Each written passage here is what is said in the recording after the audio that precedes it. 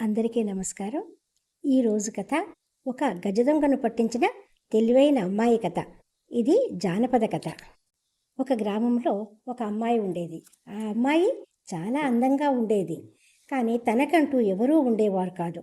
ఆ అమ్మాయి ఒక అనాథ. అందరి ఇళ్లల్లో పని చేసుకుంటూ వాళ్ళు పెట్టిన ఆహారము వస్తువులు తీసుకుంటూ కాలం గడిపేది. ఆ ఊరికి పక్క గ్రామంలో ఒక గజదొంగ ఉండేవాడు. వాడు మామూలు దొంగ కాదు. ఎవ్వరికి ఏమాత్రము స్పర్శ తెలియకుండా మెడ మీది గొలుసులను, చేతులకు ఉన్న గాజులను దొంగిలించేవాడు. మరియు చీరలమ్ముతున్నట్టు నటన చేస్తూ ఎవరింటిలో ఏమేమి బంగారు నగలున్నాయి, వారు ఎక్కడ తీసిపెడుతున్నారో చూసుకొని వాటిని దొంగతనం చేసేవాడు. ఏ విధంగా అయినా రాజుగారు ఆ గజదొంగను పట్టుకోవడానికి అనేక ప్రయత్నాలు చేస్తాడు. అన్నీ విఫలమవుతాయి.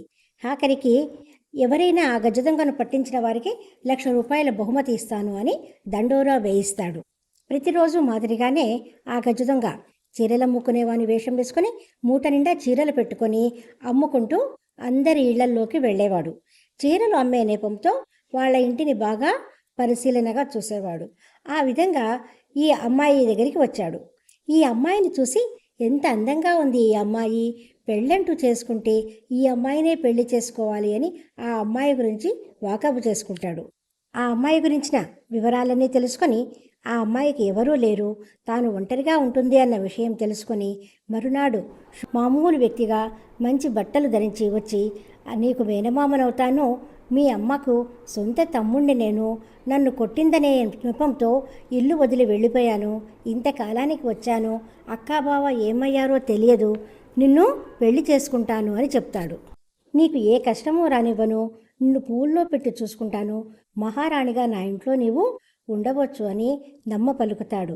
ఆ మాటలకు ఆ అమ్మాయి నిజమని నమ్మి దొంగ వెంట వెళుతుంది. ఆ దొంగోడు రాత్రిళ్ళు పడుకున్నాక బయటికి పోవడం, జనాలు నిద్రలేవకముందే ఇంటికి వచ్చేయడాన్ని గమనిస్తుంది.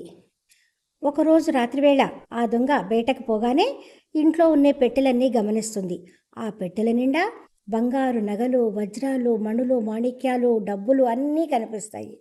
అప్పుడు ఆ అమ్మాయి ఆశ్చర్యపోయి మరునాడు ఆ దొంగను అడుగుతుంది, ఇదంతా ఎక్కడి నుంచి వచ్చింది, నువ్వు ఏ విధంగా సంపాదించావు, నీవు ఎవరు చెప్పు, దొంగవాని అడుగుతుంది. అప్పుడు ఆ దొంగ, నిజమే, నేను గజ దొంగనే, నిన్ను చేసుకోవడానికి మాయమాటలు చెప్పి నిన్ను ఎత్తుకొచ్చాను, అంతేగాని నువ్వు నా కోడలివి కాదు, నీకు నేను మేనమామను కాదు అని చెప్తాడు.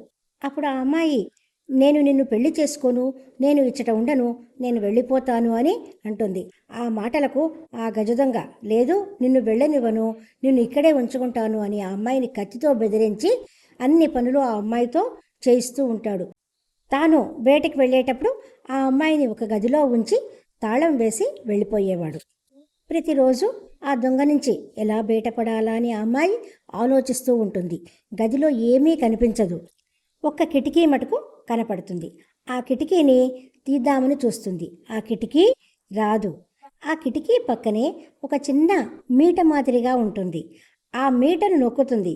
ఆ మీట నొక్కగానే ఒక మనిషి సరిపడేంతగా ఆ కిటికీ తెరుచుకుంటుంది. ఓహో, దొంగకు తనకెప్పుడైనా ఇబ్బంది వచ్చినప్పుడు ఈ విధంగా పారిపోవచ్చు అని ఏర్పాటు చేసుకున్నాడు అని తాను అనుకుంటుంది.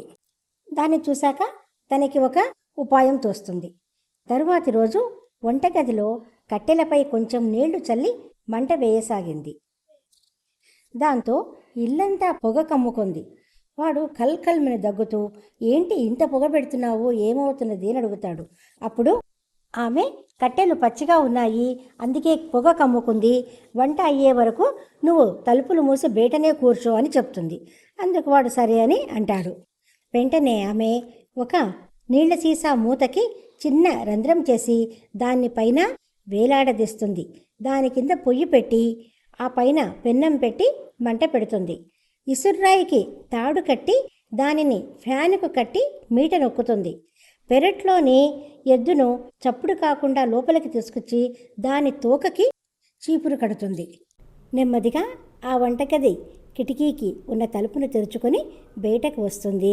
మెల్లగా రాజు దగ్గరికి వెళ్ళి జరిగిన విషయమంతా చెబుతుంది. రాజుగారు గజదొంగను ఏ విధంగా అయినా పట్టుకోవచ్చు అని ఆ అమ్మాయితో పాటు సైనికులను కూడా పంపిస్తాడు. ఈలోపు గజదొంగ బయటనే కూర్చొని ఉండింటాడు. అతనికి ఈ విషయం ఏమీ తెలియదు. కొంచెంసేపటికి ఫ్యాన్ తిరుగుతూ ఉంటే ఇసుర్రాయి కదులుతుంది. లోపల పిండి విసురుతున్నట్టుంది అని అనుకుంటాడు.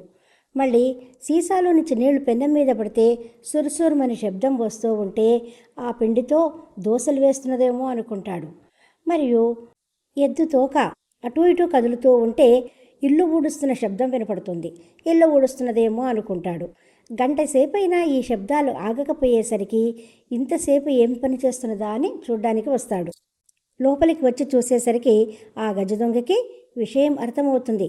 తన నుండి పారిపోవడానికి ఈ విధమైన ఉపాయం చేసింది అనుకుంటాడు. ఏ విధంగానైనా ఆ అమ్మాయిని పట్టుకోవాలి అని వెనుతిరుగుతాడు. ఇంతలో ఆ రక్షకభటులు ఆ గజదొంగను పట్టుకొని రాజుగారి దగ్గరికి తీసుకువెళ్తారు. రాజు అప్పుడు ఆ అమ్మాయి తెలివితేటల్ని, అందాన్ని, ధైర్యాన్ని బాగా మెచ్చుకొని, నీకు 1,00,000 బంగారు వరహాలేం సరిపోతాయి, నా కొడుకునే ఇస్తా అని రాజుగారు తన కొడుకుతో ఆ అమ్మాయికి వివాహం జరిపిస్తారు. ఆ అమ్మాయి సంతోషంగా రాజుగారి కోడలిగా ఉండిపోతుంది. ఈ విధంగా ఉపాయంతో, తెలివితో తనకు వచ్చిన ఆపద నుంచి బయటపడుతుంది. లైక్ చేయండి, షేర్ చేయండి, సబ్స్క్రైబ్ చేయండి. ఇటువంటి కథతో మళ్ళీ కలుసుకుందాము. సెలవు. Thank you.